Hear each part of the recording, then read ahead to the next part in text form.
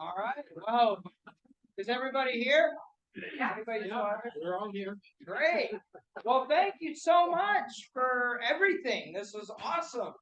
And so happy to see so many here to see my research, and thank you so much for your support over the past several years. I mean, helping with supporting me through my dissertation process, and this congregation has been amazing and supportive and so great in helping me to uh, do this dissertation while serving here. So this is really exciting for me to be able to share this.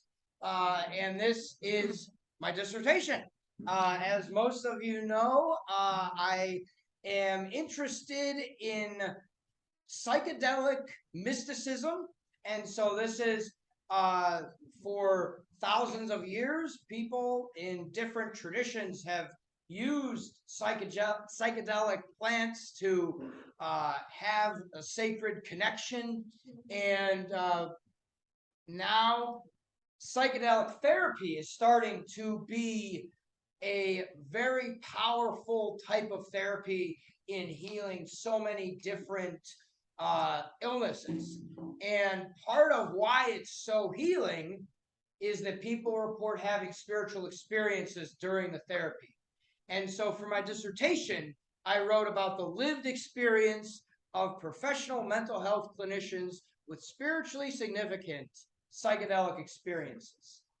And so we'll begin with a few statements about my dissertation and the research, and then I'm going to get into the actual findings, which are primarily interviews and excerpts from people who had spiritually significant psychedelic experiences.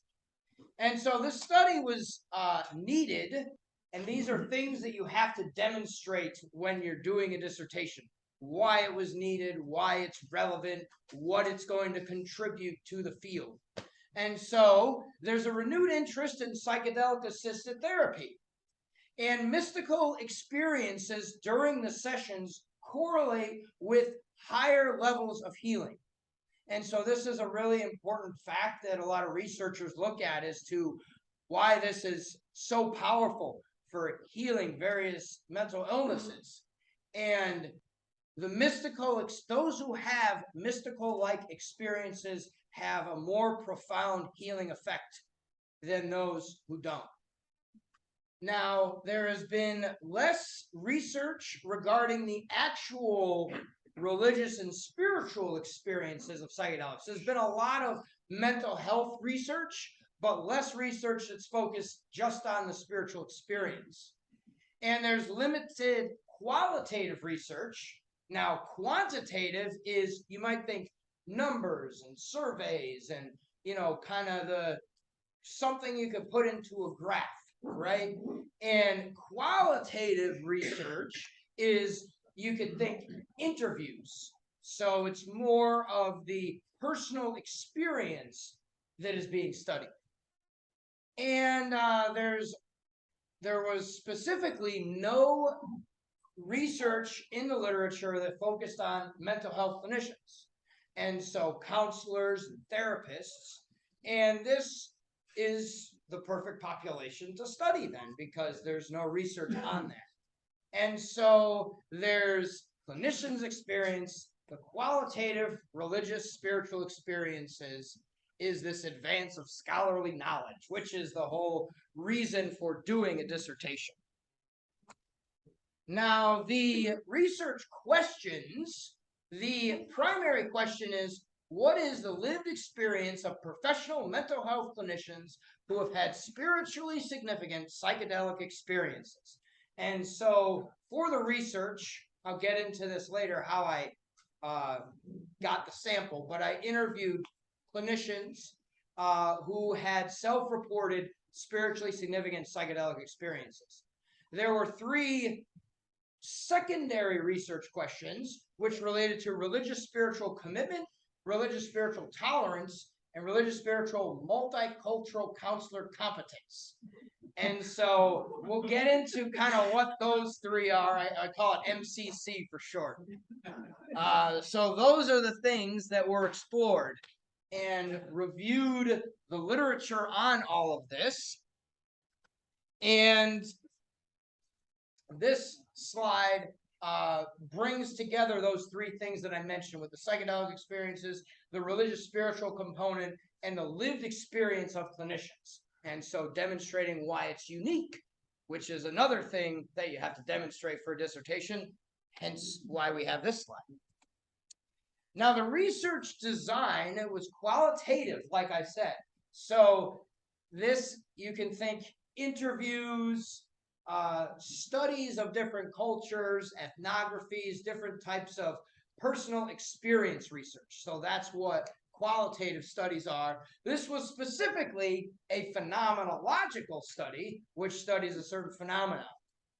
And it focuses on the lived experience. So that's what the study focused on, and specifically, even more specifically, it was transcendental, phenomenological, qualitative research.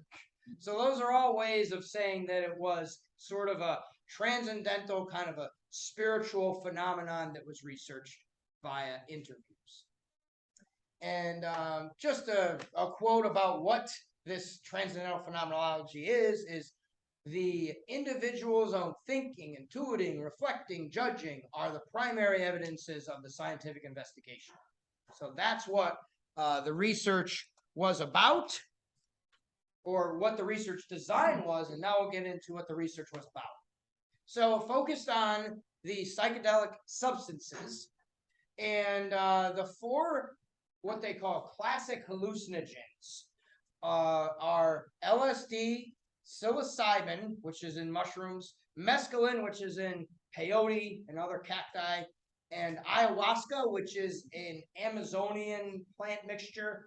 And the primary psychedelic component of that is DMT, which is also a naturally occurring chemical in our brains that there's a lot of hypotheses about naturally occurring mystical experience and things like that, which I don't necessarily get into, but those are what they call the classics. There are others like MDMA, which is being used to treat PTSD. That'll probably be the first one to be FDA approved, probably next year sometime.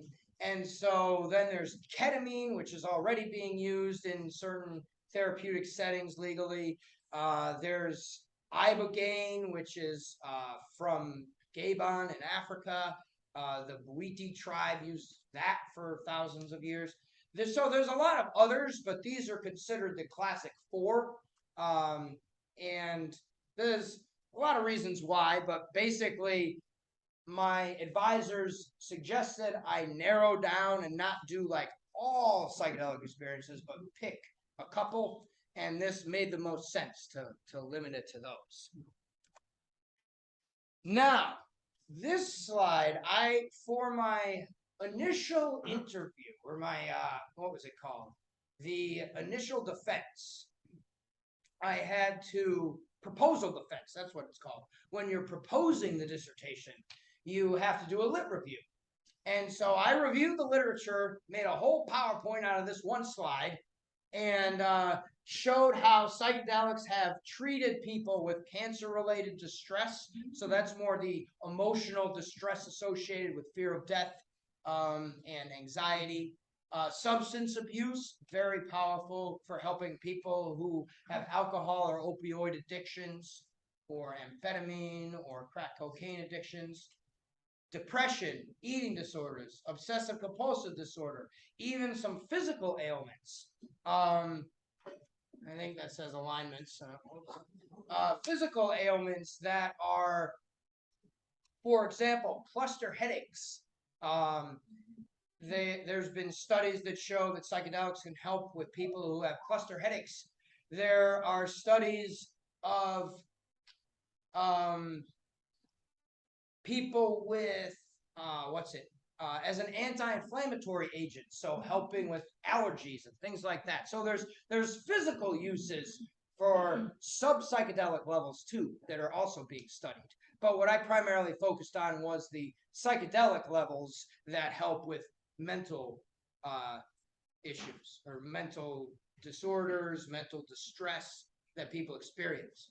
There's also a review of the psychedelic mysticism research. So this was kind of the focus of my study. So narrowed in on that and looked at what has been studied more recently and back in the 50s and 60s when this research really began, and then was kind of closed down for a few decades, and now it's reemerging. Also reviewed literature related to religious spiritual commitment, religious spiritual tolerance, and religious spiritual MCC. And so had all of that as my chapter 2. Now, the last piece before we get into the research findings is the conceptual framework. And so this was only like 10 pages of the dissertation, but it could have been a dissertation in itself. I found myself just really digging into this and loving this. There's Wilber's integral theory is this counseling theory about the growth in human consciousness. And then, of course, Christian transformation. Themes of that, as you all know, come up often in my sermons and in offerings we have here at St. Matthew, that God is at work transforming us to live more deeply into the image of God that we are created to be. And so this was the framework with which I looked at the research and the answers to my interviews. Now, recruiting participants, very quickly, and then I'll get into the findings. There were counselors, psychiatrists, psychologists, marriage and family therapists, and social workers. There were some who I personally knew, and then snowball sampling just means I knew somebody who joined the study. And then a lot of my study participants were from the CIIS certificate program. So this is the continuing ed program that I just finished last weekend. That's why I wasn't here this past Sunday. And I was in this year's cohort. These were graduates from previous cohorts. So I had asked the administrators and the director of the program if I could interview people who were in past years. Now, demographics quickly, you could see the number of counselors versus psychiatrists, psychologists, etc. So it was skewed older, people in their 60s and 70s, skewed Caucasian, and skewed Christian upbringing. This didn't necessarily mean people were Christian at the time of the interviews, but most grew up in Christian households. So that's kind of how a lot of people identified as spiritual but not religious, things like that.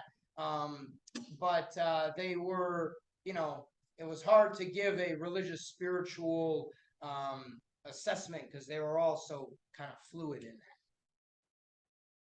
Now, the last thing is the methodology. So quickly, basically, I used Zoom interviews. So that was great. Then Temi is a transcription service, so it helped actually print out all of the, not print out, but type out all of the words that were spoken. And then Deduce is this data analysis software. So now, finally, the research findings. So this was the most fun part to share with you all. So I'll begin, I'll show a couple slides for each. The 8 emergent themes. So these were main themes that came out in the study. And the first was preparation and integration. And so this is something that a lot of the participants talked about, was the importance of set and setting. So that's your mindset and your physical environment. So to cultivate the best possible spiritually significant experience, you should be in the right mindset with the right preparation and in the right environment. So if you're preparing yourself in a counseling session with a trained guide and you have the right physical environment where you're safe and comfortable, it will facilitate a very good experience. If you're in the wrong mindset or you're in the wrong environment, it could turn into a really bad experience. And so controlling for these set and setting is very important in this research. Setting intentions, people agreed and disagreed. Sometimes it's good to go in with an open mind and not set any intentions. Sometimes people like to set the intention of their experience. One participant talked about stacking the deck, saying that the drugs don't possess any inherent good or bad effects, but if you stack the deck to make good effects, they're quite powerful. So the next theme was environmental content. Now, there were three types of content. There was inner content, which was kind of the emotional experience, outer content, which is what they saw or sensed or heard, and then environmental content is sort of how they interacted with their environment. And so different from the outer experiences of visions, because like something like nature is there that they're interacting with. And so one participant described seeing things in more detail, looking at them and as if they're in high definition. He recalls looking at water and seeing ripples very clearly, colliding together, and everything seemed crystal clear. And looking up at the sky and seeing the clouds and seeing how beautiful it was. So there's this really being present, noticing all this, the glory and the miracle of life all around him. Another points out music being a really important component of the experience. She talks about the Icaros, which are chants in an ayahuasca experience. So the shamans or the medicine men or women will do the chants, and that is a really powerful part of the experience. Human interaction, so observing strangers or laughing with friends, different themes like that came up, which were important to people. Now, maybe the most fascinating of them all were the outer experiences. So these were the visions that people encountered, and got quite a few examples of this. There were examples of visuals having to do with the passage of time and decomposing leaves. There was one woman who talked about the celestial tree of motherhood, having desired to be a mother but wasn't a mother, and having that as a loving presence in her vision and her experience. There was one who had a magic carpet ride, so it gives a whole new meaning to Aladdin. And next time you think of a whole new world, the song, you can think of psychedelics there. It's that was a literal vision that he had of himself riding a magic carpet through the sky. And then the spider web with the moon in the background was another theme. These are things that a couple different people talked about, seeing the moon at night and the stars. Now, one example of an outer content vision was from one participant who talked about a psilocybin journey. She had never had a experience before and went into it with a very reverent attitude. And so this participant, and all these names are pseudonyms, by the way. So she says, I had this lovely, lovely experience. I felt like I became this rainbow of color, like you go into a video game and you're going down these valleys and moving super fast. And at first I was in my body and I became this color, and it was this pink light, like an energy. And I lost my body altogether. And I was this light flowing through these different areas. Then I came to a place where I was flying and could look down, and it looked very beautiful and scenic. And there were waterfalls. So that's one example of an environment that someone found themselves in. Another participant described having a DMT experience where he saw a portal And then he's there and he sees this portal, and then this hand reached out, and he's thinking of, should I go through? Should I shake his hand? Should I not? And then it started to pull him in. And then he said, oh, no, no, no, no. And then it all disappeared. So it was this kind of, perhaps this manifestation of going through, who knows? But that was the experience of that he reported, was a portal that he witnessed and opened up before him. There were also themes of the universe and deep space. And so this was something that a couple participants with DMT described. Seeing the universe being born. This participant described something like a sacred feminine, sacred masculine globbed into one, then having this huge explosion, kind of like the Big Bang moment, and watching all matter explode out of it. And there was this kind of knowledge and wisdom that got layered on top of it. Like these two forces loved each other so much that they wanted to explode to make more love, to make more, so that more love could happen. Like there was just so much love that it had to explode. They had to separate to make more love and consciousness to be able to experience it. So she describes also this wisdom and knowledge that she got from this experience. So it's really powerful. And, you know, if you look at, just as a side note, Augustine's understanding of the Trinity looks kind of like this, with the Father and the Son loving so much that it creates the Holy Spirit, and then the three loving each other so much, or not that the Holy Spirit's ever created. There are kind of three in one that love each other, and out of that love comes the universe. So it's an interesting kind of side note to think about too. But this idea that there's this amazing visual effect of seeing the universe be born. Now, another theme that came up, which people understood as past life memories. So this was an interesting one. One participant talked about a prehistoric initiation. Somebody else talked about ancient Egypt, a Middle Eastern harem, a North African wedding procession. So all these different like storylines of different lives.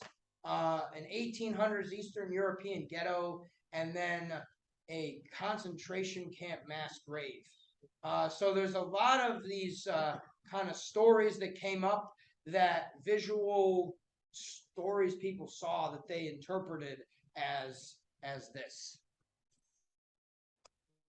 There were also some encounters with beings. So these could be hallucinations. These could be real entities.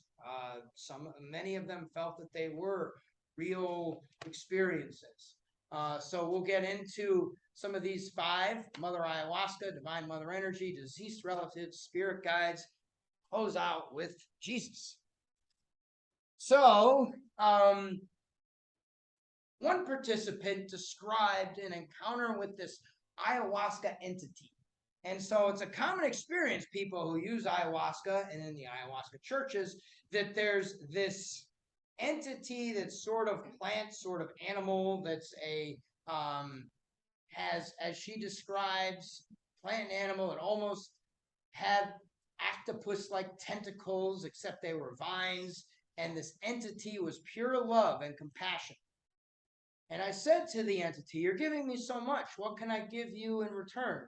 And she, it was female-ish, this entity, said, "Live the lessons that I give you." And without a blink of hesitation, I said, okay, because I could do that. And that was a commitment and a relationship with ayahuasca that started there. The commitment was, there's always a lesson, and I'm going to live it. Yes. Yes. Are these experiences the people being treated or separate? So some of them, well, most of them were in like a religious setting. So like that ayahuasca ceremony was actually part of an ayahuasca church. And so there are legally protected ayahuasca churches and peyote churches and, you know, throughout the country and Canada. And so I don't know if that one was in the US or Canada, but that's where that particular one was. Some of them were used, so all these people are mental health professionals. Some of their experiences were what they would call above ground, which is legal, and some of them are underground, which would be illegal. And I didn't ask, I just collected their reports of their experiences. So, but that one was an ayahuasca church. So, yeah, Chris. So do all participants have visions? No, not all participants. No. Yeah, these were, so I would say that the majority probably don't, but I'm sharing some of the highlights. The majority of experiences might have, well, I would say in the therapeutic setting, probably the majority do. But the majority of people who use psychedelics probably aren't taking enough and aren't in the proper space and mindset to really dive deep into the spiritual experience of it all, if that makes sense. And when someone has a vision, can you connect that vision to their life experience? Like, so I saw on the list was vision around concentration camp. Did that like individual have some type of experience with Nazi Germany or family connection or maybe?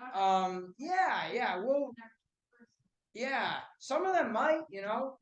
They had a lot of them had reflections on what the visions meant, and so the implications section, I'll get into that. But yeah, in this. This chapter 4, kind of just focuses on the content. And then chapter 5 is what really the implications for their life and stuff comes up. So yeah, good question though. Absolutely. I think most of them had found these to be very meaningful and related to their lives. Right. Yes.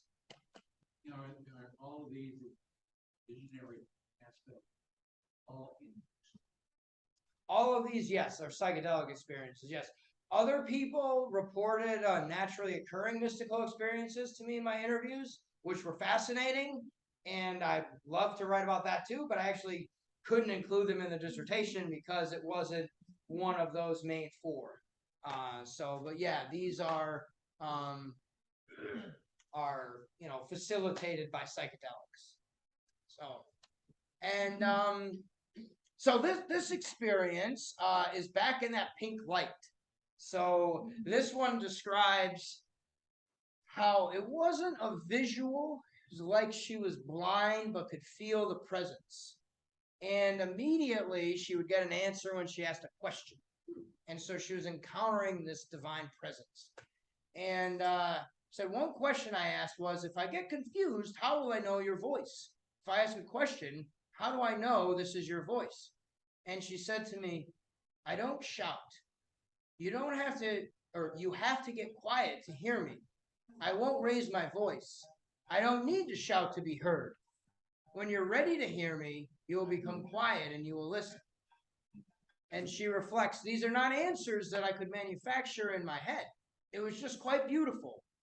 The energy felt very fierce, but soft, very certain, but clear. And without domination. It wasn't a dominating presence, but it was very powerful presence. So the distinction, a lot of clarity, and not a lot of over-explanation. It was just these very short answers and phrases, but were filled with so much meaning and power. So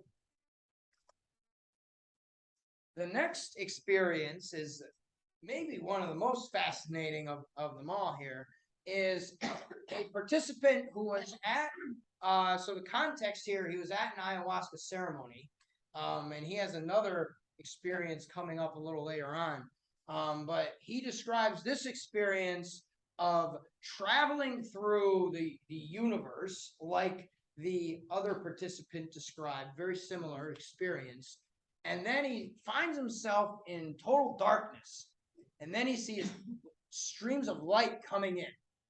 And he says, another stream of light, boom, another stream of light. And then he realized that it was his grandparents, 3 deceased grandparents that he encountered. And he says, it just felt so real. I was like, oh my God, hi, how are you doing? Oh my God, I haven't seen you guys in a long time. It's good to see you. And I felt so much love towards them, so much love. They were looking at me. They weren't saying anything, but they had smiles on their faces and a lot of love beaming from them to me. And I remember I told them, I haven't forgotten you. You guys are always in my heart and you're always in my mind. And I love you and I miss you. I don't want you to forget that. I love you and you will always be in my heart.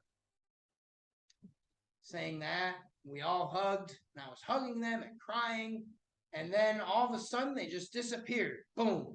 And then again, I went back into that infinite space of falling, and we went through space and went through space and time again, saw the planets and the stars and the universe, and then boom, landed right back in the room.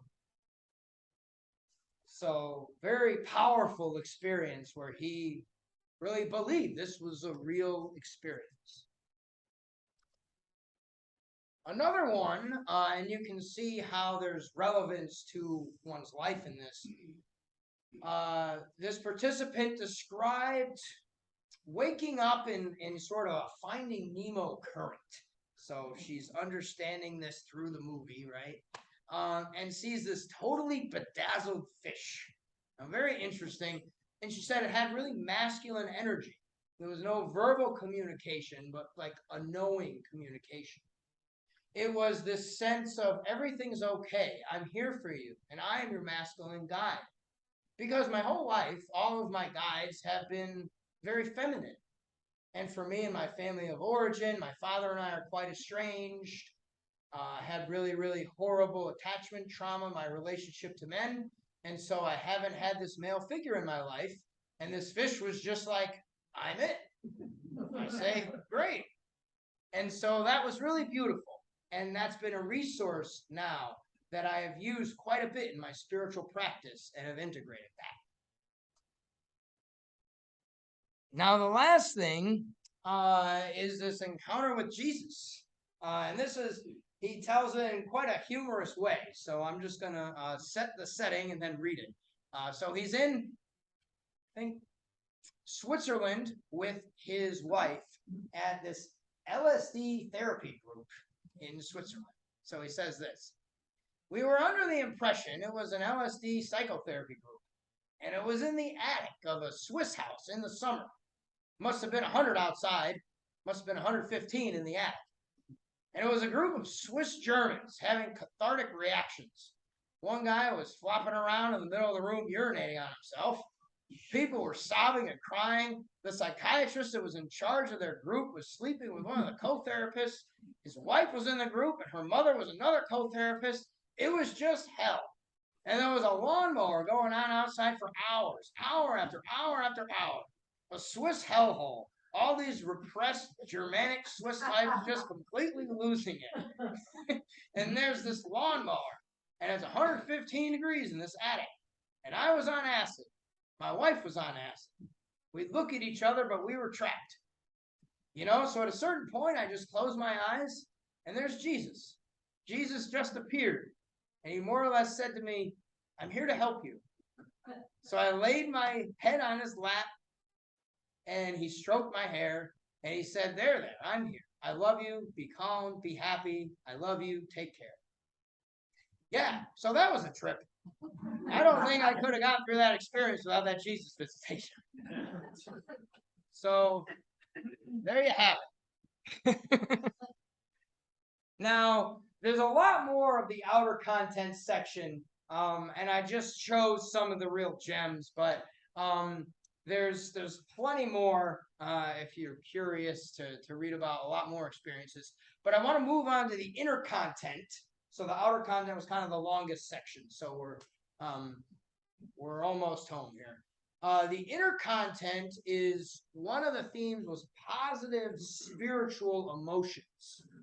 And so these were probably more common to have these positive emotional experiences than the very profound visual experiences. So this one man talks about this happened decades ago when he was telling me. He says, I'm on this rock. He was camping. He had taken some mushrooms and went for a hike. So he says, I'm on this rock. The clouds were passing by. It was a beautiful day. And somehow I just felt for the first time in my life very strongly, it's all perfect. It's all just perfect. And that was it. I've never been the same since that moment and that day. There was a real turning point for me because anytime I get upset, depressed, or anything, I can think back to those moments. When I get freaking out, start getting real anxious or worried, I just think, come on, you know, you know. So that's obviously been a profound resource for him throughout his life. Another inner experience that was a theme was surrender and openness.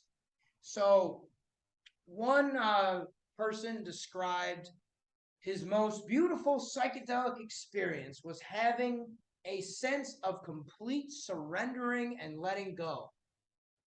And it felt like I was sinking back into the arms of, I guess you would say, the Great Mother. The sense of it is this completely peaceful, open, sweet, loving embrace coming through me.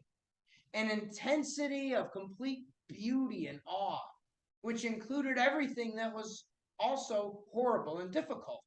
All the pain and the death and the gruesomeness and greed, as well as the beauty and the love and power. It was like being in the midst of the perfection of life. And it was completely intense, but also completely beautiful at the same time. That was an experience of deep opening. Now, another theme in the inner content section was death.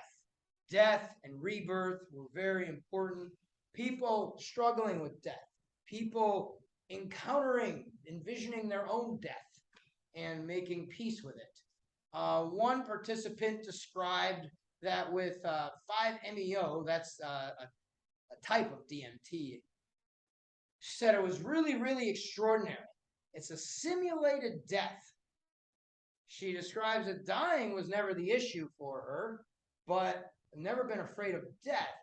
Being born was where I experienced my resistance. So she talks about that rebirth process, really challenging for her. And then there was one of the participants talked about being blasted into infinity. My whole ego, everything, who I was no longer there. I merged with everything. I remember at that moment I was thinking, man, I died. Like, this is crazy. I died. And if this is how death feels, this is cool. I guess it's not that bad, you know? I was kind of merged with everything. And in that moment, it seemed like a lifetime. I went through eternity, a couple of eternities. That's how it felt. It was only 15 minutes. At that moment, the fear of death left me. I don't fear death anymore because if this is the transition from this life to the next, this is how it's going to feel. Beautiful. It was peaceful. It was loving. It was all loving, all compassionate, all peace. Now, the next theme, I'll share a couple of is healing. So this is much of the trauma and depression and anxiety that's been shared in other research studies came up too in this. So people had these great experiences of forgiveness. So this same participant who had the deceased relatives experience described this. And he had recently been divorced after his wife cheated on him. And that was a real traumatic time in his life. A young man who was really struggling with that. And he said that he found himself in this dark place. And then suddenly he saw his mother's face come. And he said, I forgive you. And she left. And then his dad's face came. And he said the same thing, I forgive you. And he just knew when all these people in his life were coming, he just forgave, and felt a weight coming off his shoulders. And they were coming one right after the other, different faces from people in his life. I forgive you, I forgive you. And then it stopped. And then I was in that dark place and felt such a weight off me. I'm like, this feels really good. And then all of a sudden, my ex-wife, boom, comes in, and that's where the real work happened. The real work started right there. And I was really crying. I don't know how long I cried, but I cried for a long time. And I remember I was kind of still seeing her face, but at one moment I said, I forgive you. And then this release. Wow. I was feeling weight come off when I was forgiving my parents and other people, but this one was like, oof, it's gone, gone. And I remember I stopped. And then I looked up at the woman, his guide, and I said, I can finally breathe. I can breathe. I can breathe. So a really profound experience of healing and forgiveness. And you also see this interesting kind of simultaneously in both worlds, where he's seeing this, eyes closed, but he is aware that his guide is right there holding his hand. So he's in the room, but he's also in the other dimension or other whatever vision. So it's a very good example of how that often works. Now, there are also experiences of generational trauma being healed.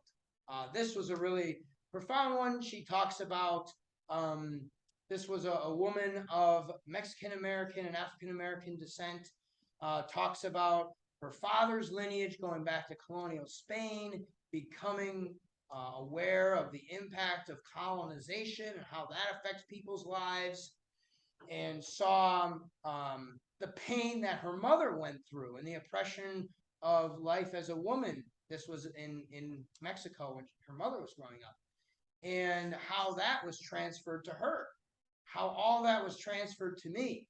And it wasn't intentional. It wasn't intentional that she did. It's just she didn't know. It's just what she knew.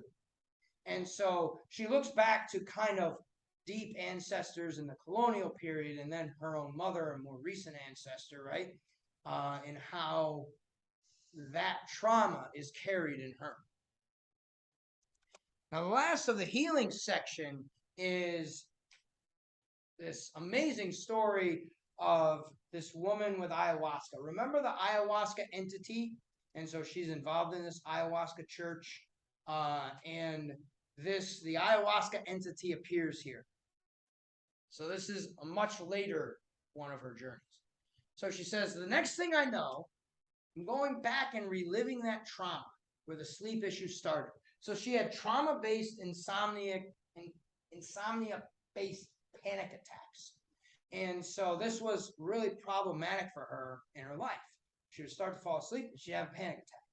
And she remembers being abused as a child, and that's where it started. So in this ayahuasca experience, she's saying, I'm going back and reliving that trauma where the sleep issue started. But I pull myself out of it. I say to myself, I don't need to go back into that. I know that's where it started. I know that's what it is. And suddenly, the ayahuasca entity appears to me again in a different form, but it was clearly the same entity. And again, full of compassion, communicates to me, you think you know what happened, but you really don't know. This is the way. It isn't easy, but this is the way. I trusted her, and I went back into it and relived the trauma.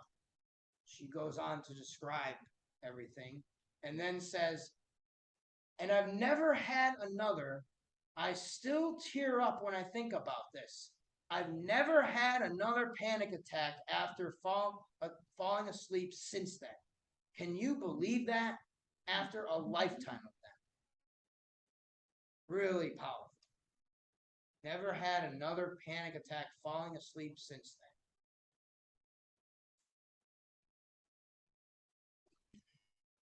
then. Now, one of the next themes was the religious spiritual changes. And so we're moving on from the actual content of the experience to the changes afterward. And so healing and religious spiritual changes are kind of the afterwards part. So we have many themes of loss of fear of death, present moment awareness, ability to hold paradox, life of gratitude. So following Thanksgiving, we're all thinking about gratitude. Very important outcome of the psychedelic experience. Some of the things that were most interesting to me were people's religious spiritual worldview and how that changed after a psychedelic experience. So one participant said, psychedelics are kind of turbocharging what I thought was true.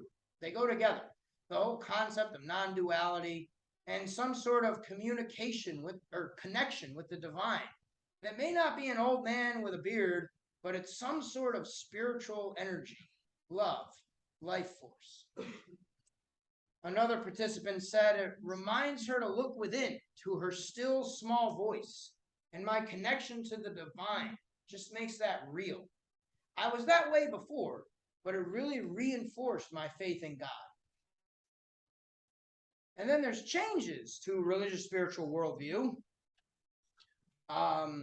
One participant described, all those experiences helped me to rebuild my own spirituality. I'm not even an atheist anymore. I feel like I'm more of a spiritual person now than anything. It really changed me from being an atheist to being more of a spiritual person. And lastly, one participant said, I'm satisfied because I've seen a glimpse into what was, is, or what will be. That's affirming, and I think it's positive. It changed my life. I believe that there's something else out there. So a really profound life changes for them. And then more RS changes. So these are specifically those constructs that I looked at. They didn't come up as much as I anticipated, but they were still important. So one participant, this is also the guy who saw Jesus. He was raised Jewish, saw Jesus, became a Buddhist, very involved in a lot of, cool things. So he says, I first glimpsed enlightenment that I got on LSD when I was younger. Even though I didn't realize it then, opened a window to my future involvement with Buddhism.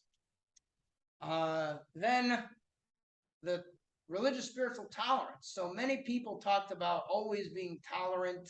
I think, I could get into this in the implications section, but the perhaps the people who interviewed with me were already kind of open to lots of things, and that's why there weren't a lot of changes in here. But one described being less annoyed with fundamentalism, that she had real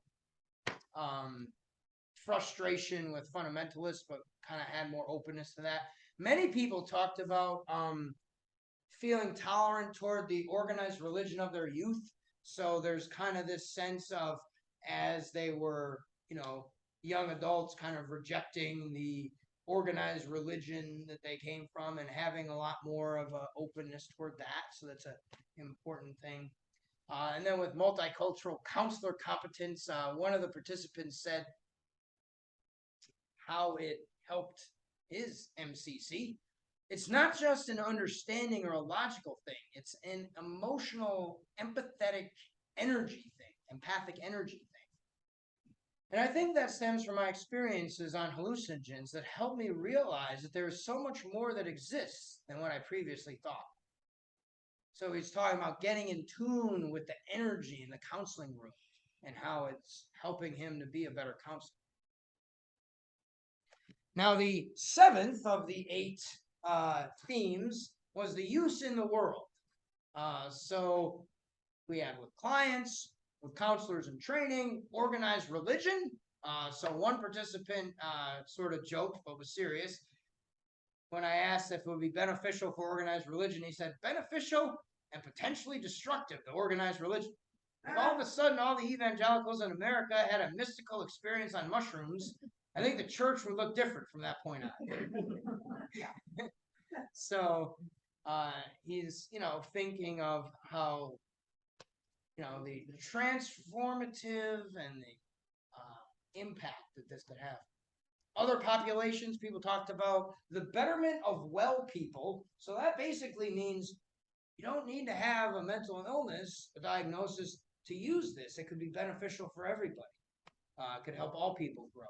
So then there's a list of, other narcissists, creative people, seniors, young adults, underserved communities, incarcerated people, conspiracy theorists, politicians. A lot of people wish politicians would have a psychedelic experience.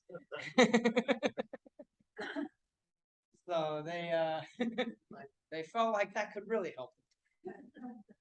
Another theme in the use in the world was the transformation of society. So this was really some powerful quotes here.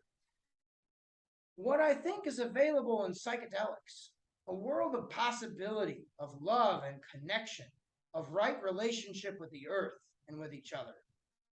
And another, I think that psychedelics are the vaccine against the epidemic of the false self, or the separate self. I think it would be a catalyst to change the direction of the world, and I strongly feel that. So a lot of optimism and hope for transformation. Another theme that came up in one of the interviews was, so we talked about racial trauma. There's been a lot of some research into that for people who have been traumatized by racism, people of color, LGBT people, and the trauma that they've experienced and healing that. This was a white woman who has done a lot of research into racial injustice and talks about white privilege and white brokenness. And so she thinks about how important it is for white people to learn about the effects of prejudice and racism and to contribute to racial reconciliation in our world. So she said, I've always thought that part of what's wrong with white people is we're disconnected. We've lost our souls. We've disconnected from the earth, from our own land in Europe, from each other. And the violence and addiction and the consumption and the egotism that we do is all a function of that. We're disconnected. And somehow we need to reconnect. And the thing is that the psychedelic experience can be that healing. James Baldwin said, if white people ever got who they are, it'd kill them. But I really think we have to. And for me, psychedelics is one of the places that's both gentle and strong enough and safe enough to move through the depth of that.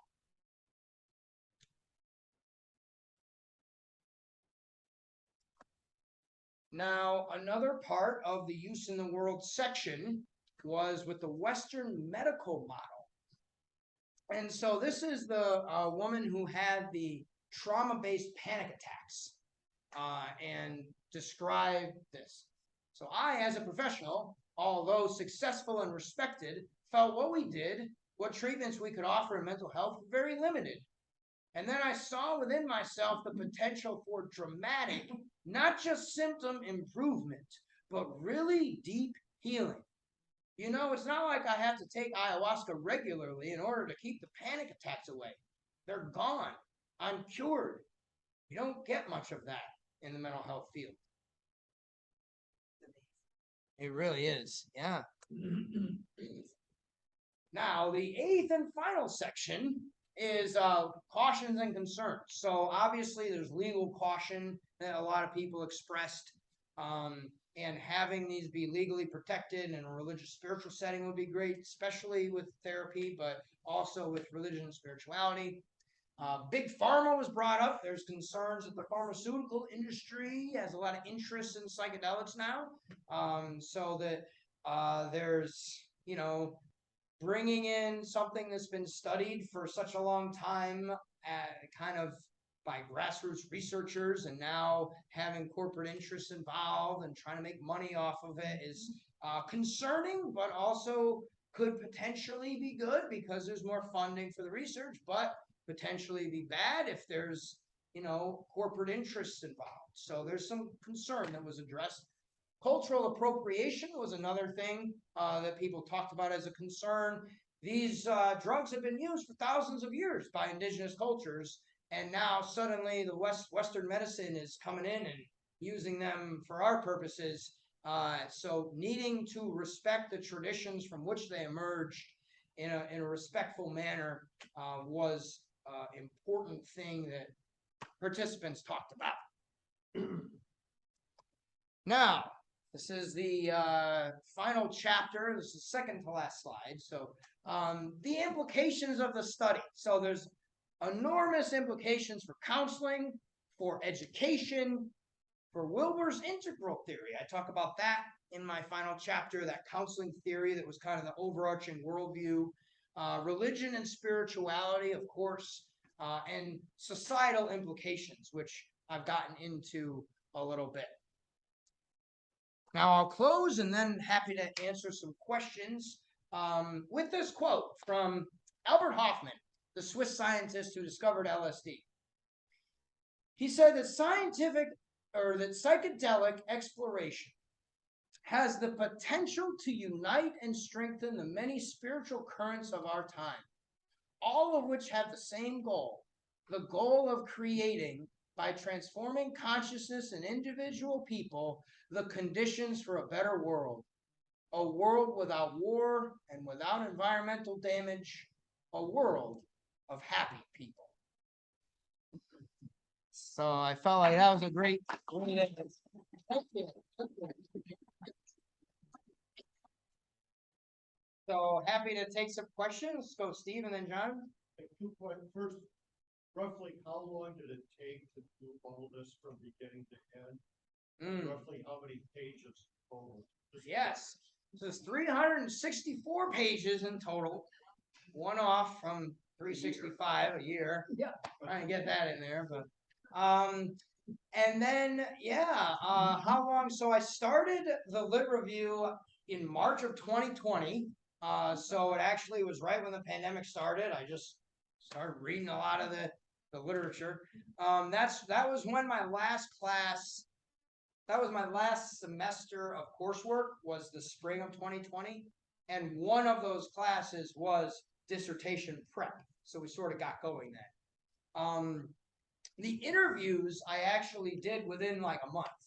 I think it was the week before Lent of 2021. I took a week off and just did like 3 interviews some days, and then a couple trickled in at the end, like a couple weeks later. But pretty much I did them all right in the same time in the spring of 2021.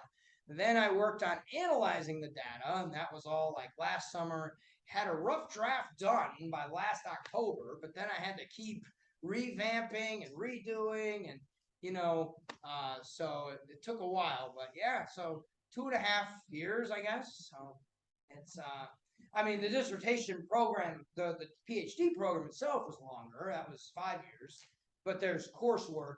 Once you get to the end of your 3 years of coursework, you have 1 year to 7, I think they give you as the max to complete your dissertation. Yeah. John. So you talk about Ashley. Was she looking for something when she had that experience, or was that? Oh, with the sleep. Or was that part of her normal? Was she a member of that church that would participate? Yeah, so she did participate in a regular basis. And one of the things in the intentions section, she does in that sleep experience, or the sleep trauma, she does say about an intention, I'm open to whatever, but I would like some help with this insomnia. And so then that was her experience. An hour later, she's diving in and having this, and it was really profound. So she did set that intention. Sometimes the healing just randomly comes up. But yeah, sometimes it's a specific thing that you have in your mind that happens. So yeah. And Okay, can I play the devil's advocate? sure. I find it all very frightening.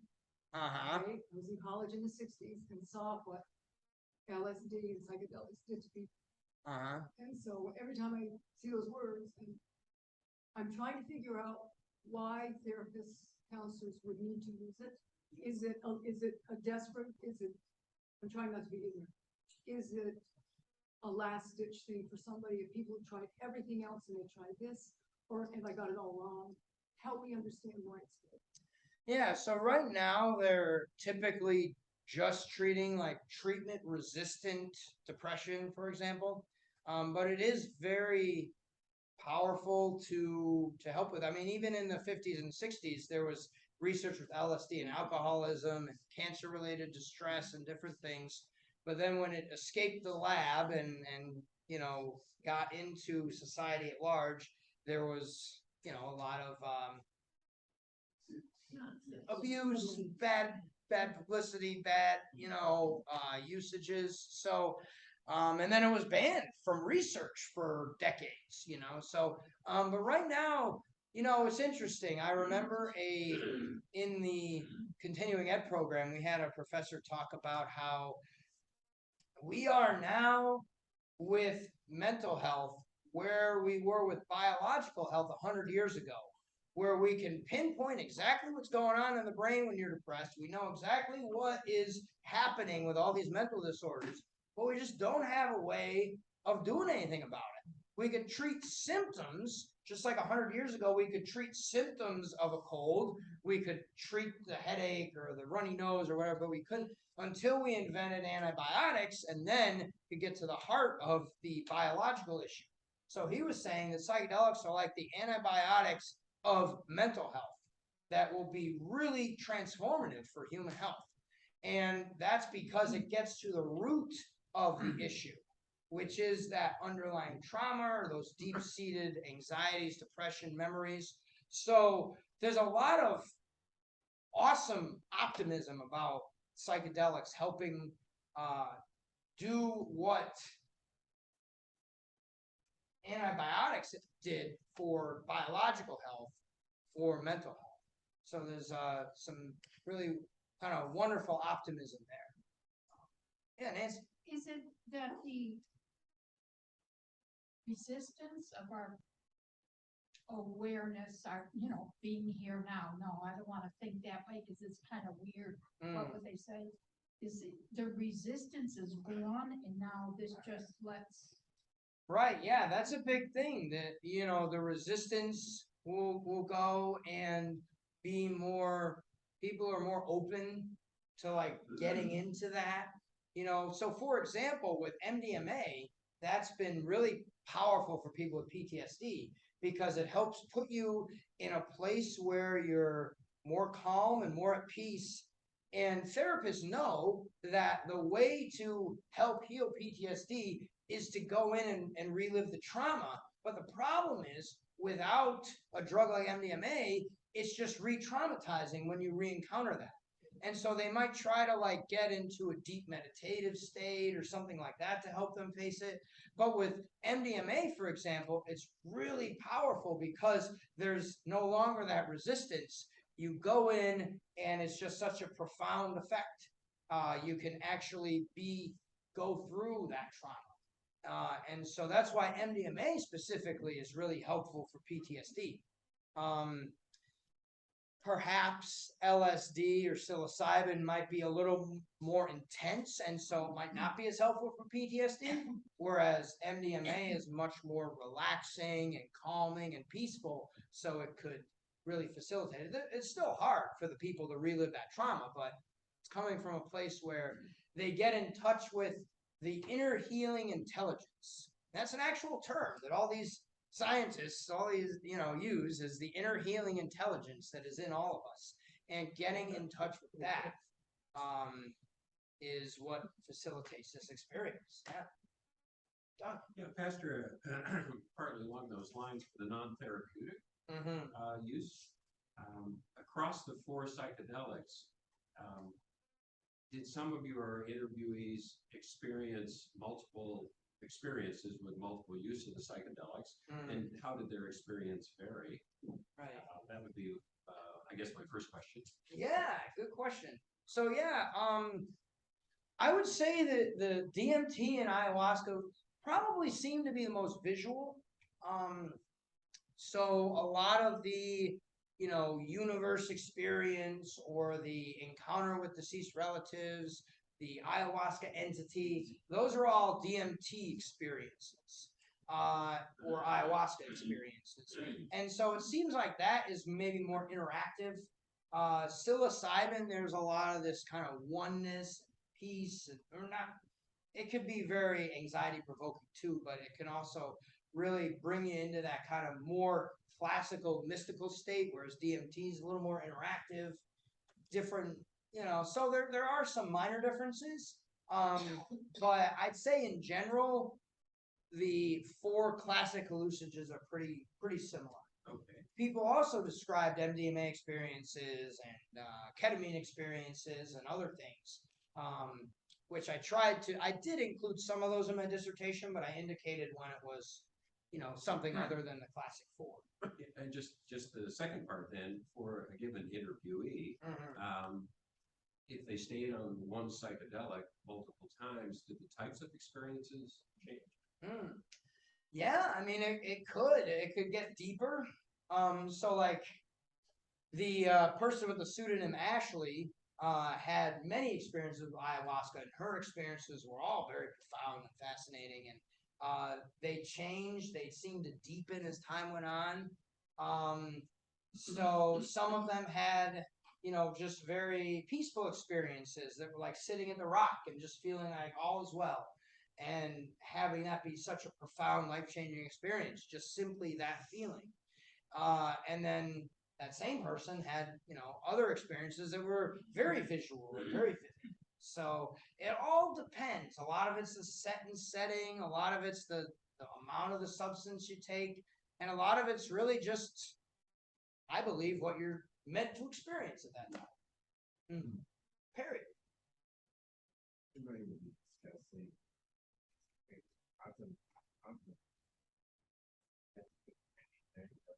adverse experiences. Yes, yeah. So negative adverse experiences. There were, but not as common as the positive ones. There were people who described some anxiety. There were people who described, being in the wrong setting. It always, was a combination of being in a bad environment or the wrong mindset or something, when they did have bad experiences. But yeah, I'd say by and large, they were positive experiences, but there are some serious risks associated with this that they were all very aware of. I mean, I was talking to, licensed therapists who were more mature than the average bear, perhaps. So they were, kind of having, they weren't just going to a rave and tripping. They were, really doing it in kind of a meaningful way. And so that was, maybe part of it was that they had some respect. But I did get some reports of negative experiences, and I did include that in the dissertation, just not in this PowerPoint too much. Because it's language, some people, because they're in that some discipline, some conflict, whatever. That was the reason from them taking these drugs outside. Yeah, I think that people remembered that there was really positive research back in the 50s and 60s. I mean, why would they need people taking themselves? Why would they take these drugs themselves? Why were the participants in my study? Yeah. Well, I think that they had experiences either from maybe they started recreationally, or maybe they started with a spiritual intent. I'm not really sure. I did ask them a little about their kind of life leading up to it. A lot of them maybe said, I tried it once in college. It wasn't a whole big deal for me. But then, 30 years later, I had, this ayahuasca ceremony that was really life-changing. So it really, kind of depends what their motivations are. But I think we had Sandy, and then I'll go Ben. And is your hand up, Nancy? Yeah, the Okay. ayahuasca, I don't know what that is. Oh, that's the Amazonian plant mixture. Okay. Yeah. Sandy? So these are therapists, clinicians, is that correct? Correct. How do they, or can they, or are they licensed to use these experiences with their own clients? Yeah, so some therapists are. maybe one or two of these were, but now, no, but in a few years, yes. So that's because it's not FDA approved yet, so the only approved use with clients is in clinical trials. So that's why the majority have kind of in a religious setting or on their own. But they can refer to it in their counseling sessions or is it? Is there? Yeah, they probably wouldn't mention their own experiences to clients, but I'm just trying to put it all together, how you found these people and how it all works. Then not only for the clinicians, but their clients, if there's a way they can or do, or an avenue that's approved for applying it to their own counseling. yeah, not yet, but hopefully within the next 2 to 3 years. Okay. They are And doing if studies, but 60 Minutes had a show working with the cancer patients. Oh, Relieve right. that fear of death. Right. Yeah, they've done a lot of great studies with that, for sure. Let's do Ben and then John. I just build off the PBS Nova had a show. Oh yeah, PBS too. Yeah, right. So I'm curious, there's, certainly no shortage of research and stories that people have bad experiences with THC and even some permanent bad outcomes from THC. And so I'm curious this is obviously a very different drug, right? These are different formulations. And do you attribute that difference to the drugs or to setting the patient journey? Yeah, I think that THC is very different from the psychedelics. One of the things about the classic 4 hallucinogens are it affects if I can get this right, it's the 5-2 THA, the 5-THA2 receptor, something like that. Is a certain serotonin receptor that all of these interact with. And so that's what all 4 of these interact with, whereas THC does different things in the brain. And so one of the things that psychedelics do neurologically is the less activity in the amygdala, which is the fear, fight, or flight response part of the brain, and more activity and interconnectedness for the brain to talk to itself. So there's a lot more activity going on in a psychedelic mind than a sober mind. And a lot of drugs, like alcohol, for example, is a lot less than normal, whereas psychedelics is a lot more than normal. And so I'm not sure what the brain activity with THC is. There's probably some stimulated stuff, but it is a very different type of experience. I mean, not very different, but it's different from the classic hallucinogens. THC, marijuana also lasts less, whereas a lot of these will last hours, like up to 8-12 hours.